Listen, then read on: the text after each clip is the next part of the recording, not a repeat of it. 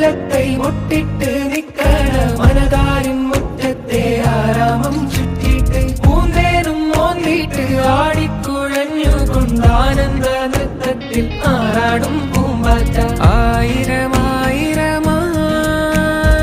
ആർത്തിരം മുന്നേ ആടലും പാടലുമായി പൊങ്ങിപ്പരന്നേ